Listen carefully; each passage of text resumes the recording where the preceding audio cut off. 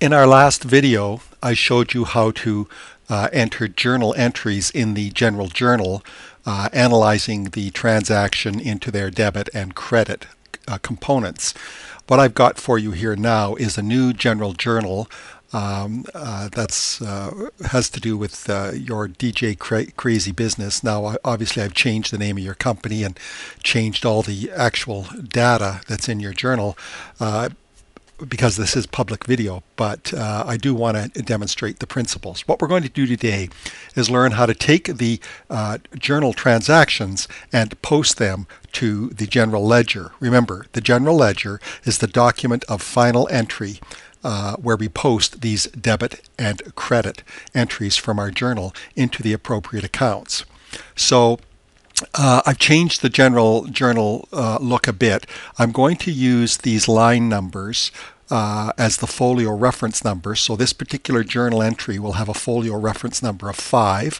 So 5 will be used to identify the general ledger entries for these two, and 9 will be the folio reference number for this particular general journal entry and its component debit and credits. So that's the first thing. Now, what we're going to be doing is posting those journal entries to this general ledger. And the general ledger is just your chart of accounts with the extra column beside it to show the balance at any given date in that account. Now, what we really have is a series of subledgers. Each one of these accounts has its own ledger card where we post the debits and credits to this account. So for example, I'll show you the cash checking. So this account, assets cash checking subledger, and you can have a field to refer to the account number if your chart of accounts is numbered according to some numbering scheme. You can also have the account name here. The accounting software I use will not be using account numbers. We'll simply use account names as unique identifiers.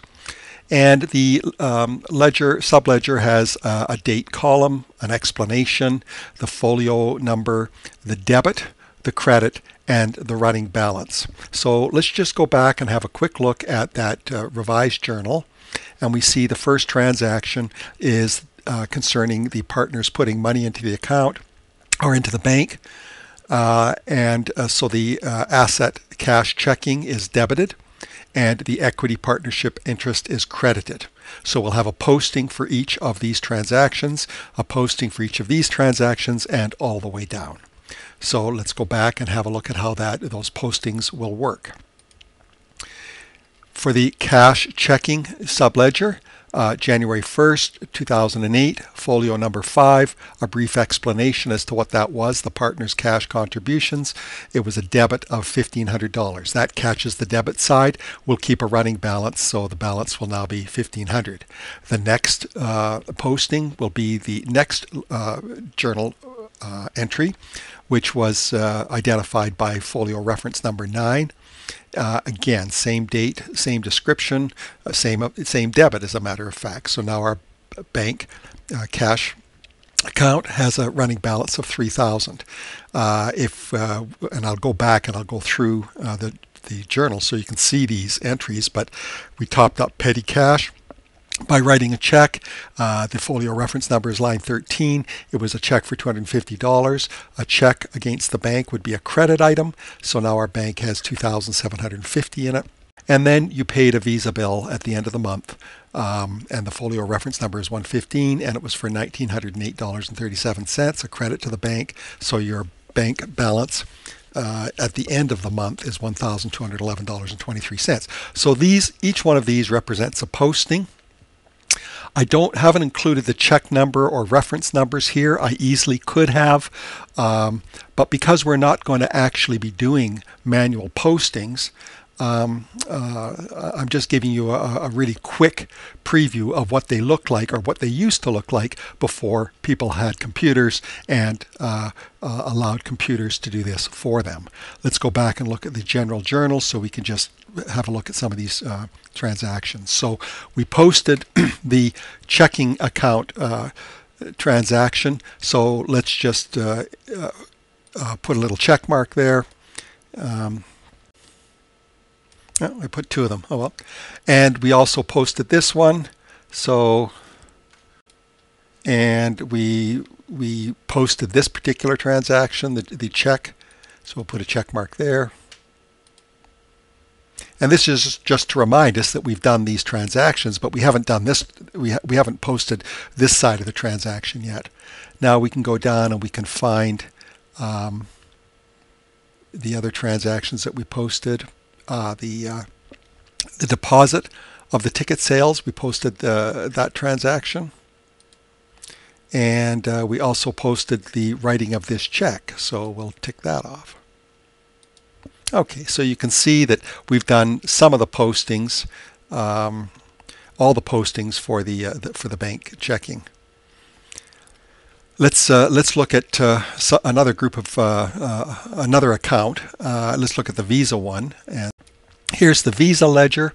The first Visa transaction was a car rental, folio number 17. You'll find that that journal entry beginning on line 17, and it was obviously a credit of $91.18. In other words, we owe Visa $91.18 because we used our Visa card, and so the balance for our liability Visa is $19.18. Our next one was we purchased some shelf brackets, and we ran it up on Visa, so we had a credit to liabilities Visa of $72.09, and our balance is $163.27, and so on. Now, you can see how many transactions I have to post just for Visa, and we're still only on the first day of our fiscal year. You're probably getting the idea that posting transactions is a very tedious and time-consuming job and fraught with potential error. This is really why we use accounting software to do the posting of these transactions, and then from the posting of these transactions to be able to create for us meaningful accounting reports. But let's just go back in and we'll just see those transactions that I did. I think we posted this one where we, from Budget Rental Car, we rented the car. So we have an expense of $87.11.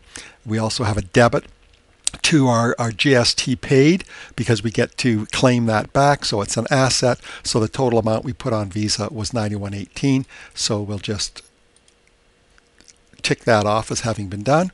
The next one was we purchased some equipment, shelf brackets, I think we said they were, and again an expense or debited an expense account for $68.27, debited the GST asset account, which we're going to be able to offset against what we owe GST later on, so it is an asset, and we charged it to Visa $72.09. So I'll just go ahead and tick that one off, and likewise, and I'm not going to belabor this point, I think you're getting the idea of what posting looks like. Now there's just one thing that I want to go over.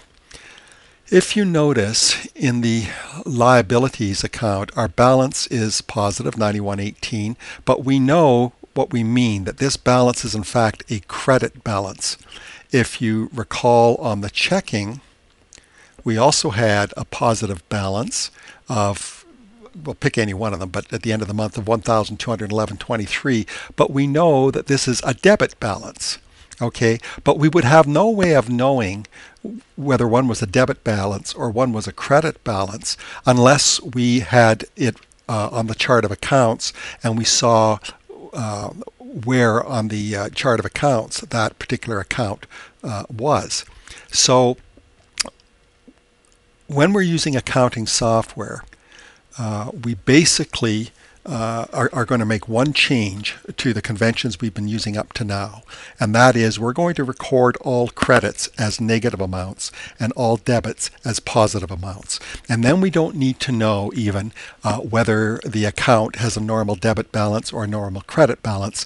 Its balance will be a debit balance if it's positive, and it will be a credit balance if it's negative. You'll see the reason for this more fully as we get into the accounting software, but just keep this in mind. We're going to start treating credits as negatives and debits as positives.